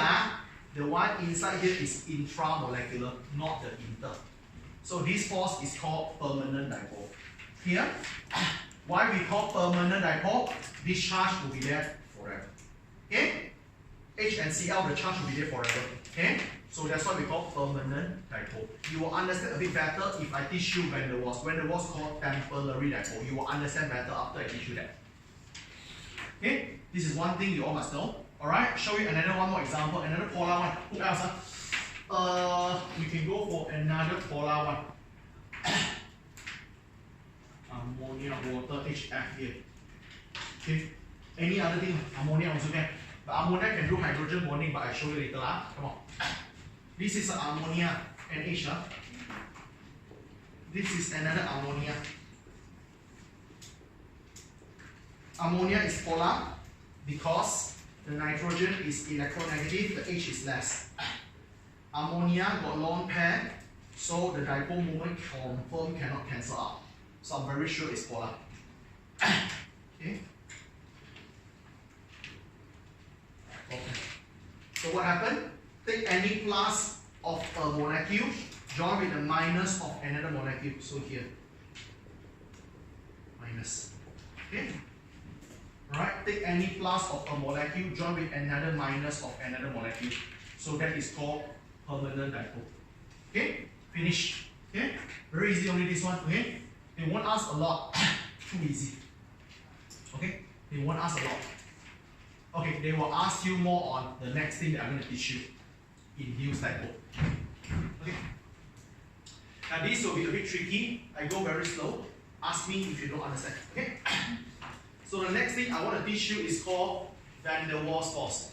Van der Waals force, also known as, they call it temporary dipole and also induced dipole. Temporary dipole and induced dipole. So I will tell you what is it. Okay, so this one they always ask you to do explanation. I repeat, they always ask you guys to do explanation. Okay, the best way is that you must be able to explain this. This is a very hot question. The question is this.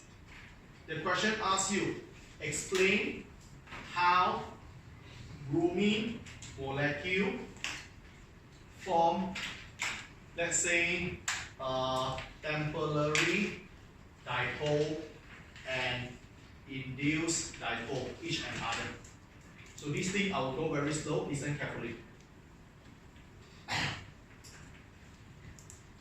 Okay, so guys, the idea is, although I said induced dipole work for every cases, no matter polar, non-polar, is there. But in exam, they always ask you non-polar. They like to ask you non-polar. Okay, I'll tell you why later. So they will give you two non-polar things. This is a non-polar bromine, Br2. This is a non-polar bromine, Br2. So first of all, do you know why they are non-polar? Both are the same thing. So when both are the same substance, there are no difference in electronegativity. Because recall back, how to have different electronegativity, you must have two different substances in periodic table. Okay? You must be two different substances in periodic table unless you are carbon and hydrogen. Okay? So both are Br. I don't think they have different electronegativity.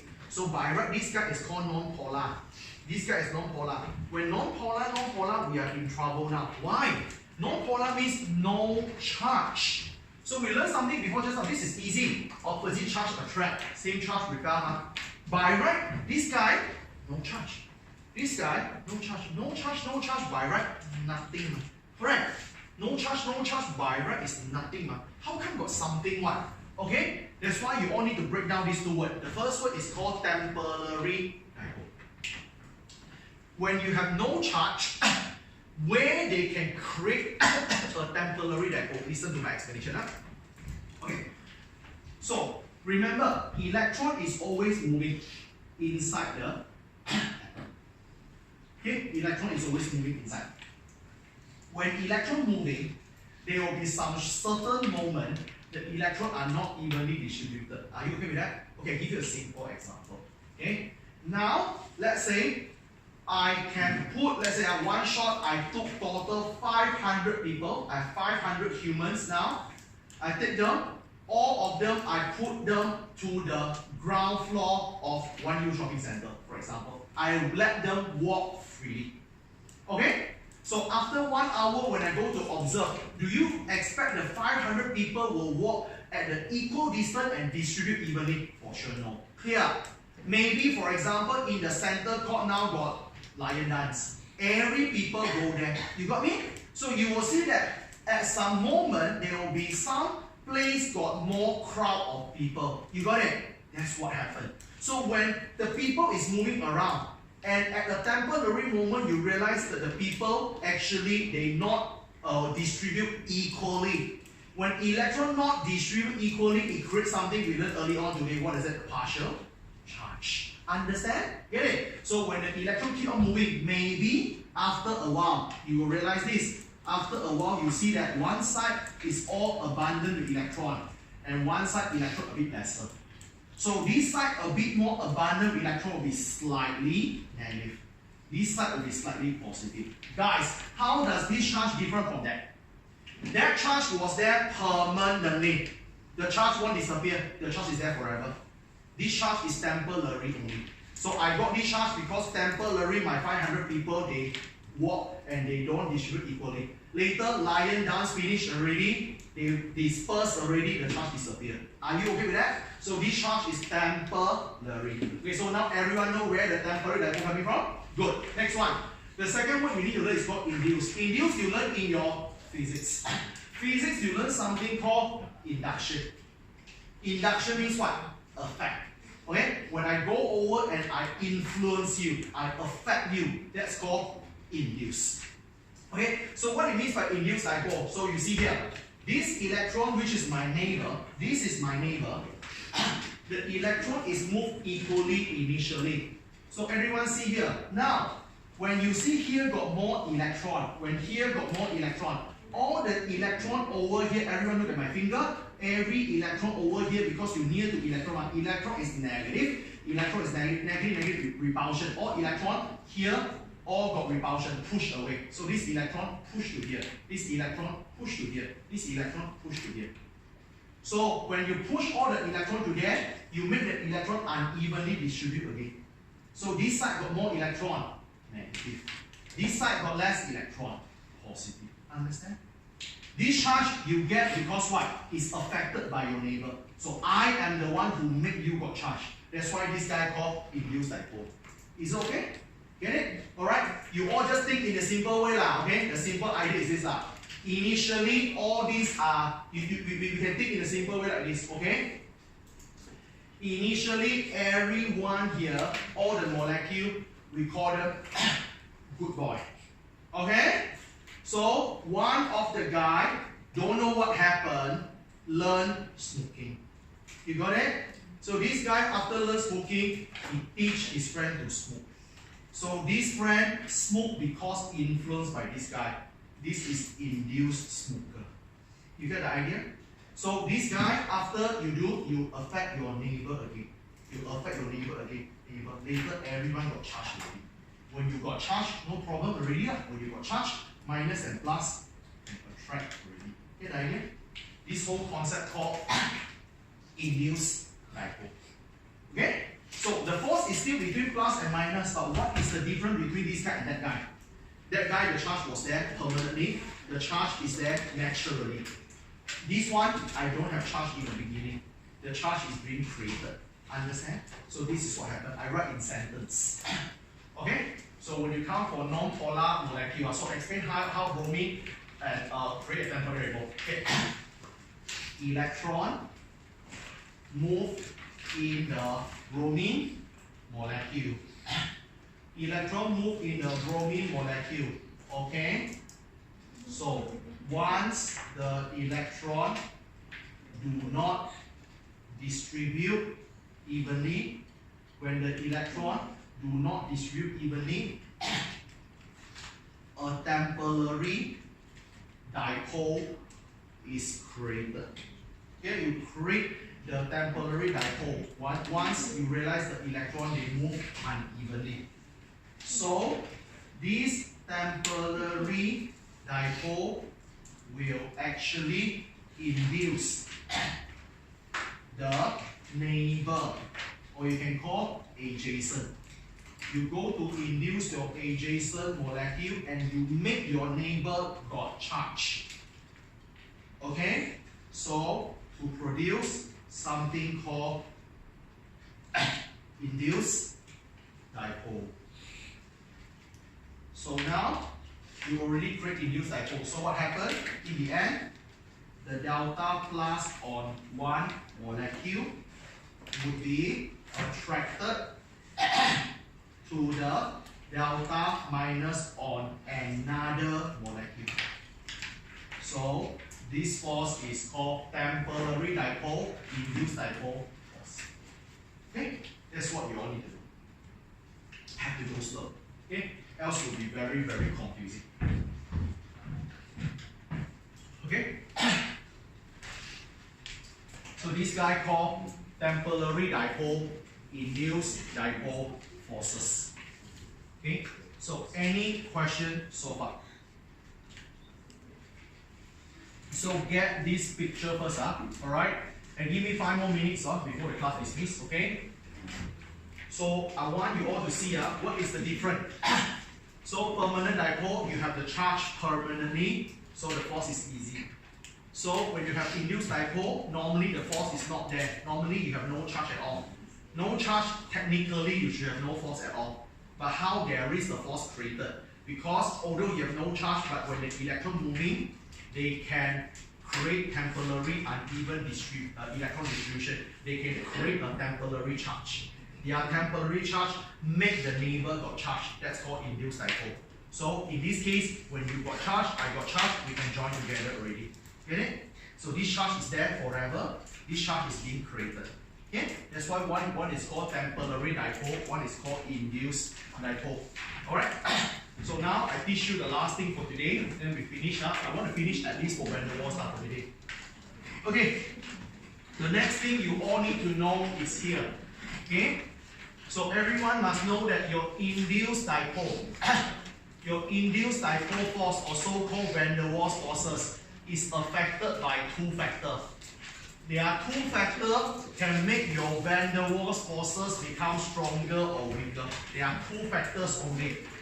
The first factor everyone must know, which is called number of electrons. This one very important, everyone must know. Second one is called number of contact point.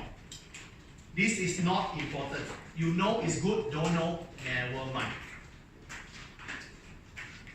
Okay, so show you a quick one here. Okay, the first one called number of electron, the second one called number of contact point. Okay, so let's start with number of electron. Number of electron very simple. This is the statement. If you have more electrons, you will have a stronger induced dipole force. That's it. Okay, stronger electrons. So if you have more electrons, you have a stronger induced dipole force. Simple as that. Okay, so that's why if they ask you to compare, very easy. Let's say the question is this. This is a sample question. We do this, then we stop. Okay, I'll give you this guy. This is the molecule or substance. I give you two guys. One guy called chlorine, one guy called bromine. Chlorine, the boiling point. Okay, the boiling point for the chlorine, just assume negative 47 degrees Celsius. Bromine, let's assume is 12 degrees Celsius. So the question asks you, explain why chlorine and bromine, both of them, they have different boiling point. Okay, this question, not many marks, they give you 2 marks. Okay, so here, we need to put the puzzle together. We all must know, when you do melting and boiling something, you want to overcome force of attraction. Because remember, let's say you are solid. If I want to change the solid become liquid, there are some of the force I need to break it. Okay? So when you want to melt or boil something, you want to overcome the force. So when we want to overcome the force, that's why coming to something I teach you earlier on today, we have 3 forces. When to use. So how to know when to use polar, non-polar first? Chlorine, if you all go to check, non-polar. Bromine is non-polar. So when you have non-polar substance, you know that the only forces you should play around is induced dipole.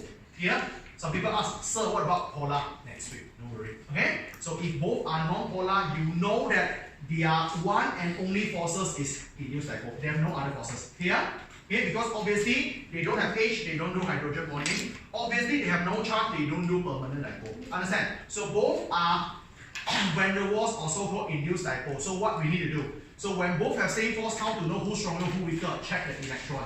How to check electron? Data booklet. Chlorine, if you check data booklet, chlorine proton number 17. 17 times 2, 34. Bromine, if you check data booklet, proton number 35. 35 times 2, 17. So you can obviously see that bromine has much more electron than chlorine. Okay? So when bromine has much more electron than chlorine, bromine obviously have a stronger induced dipole. So my answer very simple. Bromine has more electron than chlorine. Bromine has a stronger induced dipole force. Okay, full mark. That's it. That's what you all need to know. Okay? So any questions so far? Okay, guys, before we dismiss with today's class, there's a very, very quick announcement. It's something to discuss with you. On next Saturday, okay, I won't be around because I need to give a talk in Penang. Alright? So basically, I will. Okay, I want to ask for your opinion. Okay, number 1, I don't want you to miss out anything. So I have 2 options here. Option number 1, I want to switch the class only for 1 lesson next week to Sunday. So that's the only time I'm free. Okay, we will figure out option first. Okay, as long as more than 60% of people can make it, the class is on. For those people who cannot make it, same thing, watch video. It's okay? Because it's very hard to get the time to fit everyone. It's okay? So I will suggest, so for does anyone of you attend mathematics class on Sunday as well? Sunday. Anyone of you attend mathematics class on Sunday? No, none of you. Okay, so you see, so tentatively, okay, there are 2 options. We see which option fit you better. The first option, which I prefer a bit more, is that Sunday, I will propose to make the class on 1 to 3 p.m. So I just want, this is the first option. How many of you here cannot make it? Cannot. Okay, not very much. Okay, let's say the second option, 3 to 5 p.m. How many of you cannot make it? Oh, better. This is better a bit. Alright. So I think temporary I fix on these 2 times first. Okay, one more thing. Another option is this. Another option. Because my talk is until 12, I can try to rush back all the way. But I need to switch your class. Instead of 4, what if I make it on Saturday? We make it on the same day, but 6 to 8. So if this is a slot, how many of you cannot make it? Cannot.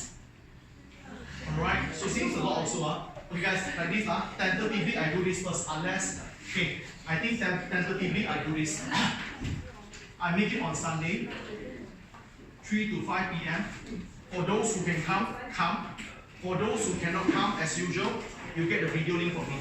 You watch the video link. If you don't understand, ask me. It's okay? This is very hard to get a class to fit everyone. Okay?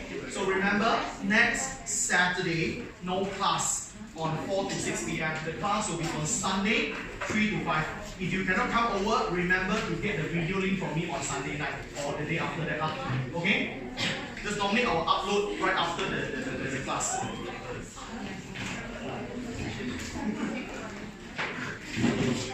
Next class. State of matter. Ideal gas law. Okay, ideal gas law. State of matter. Sorry.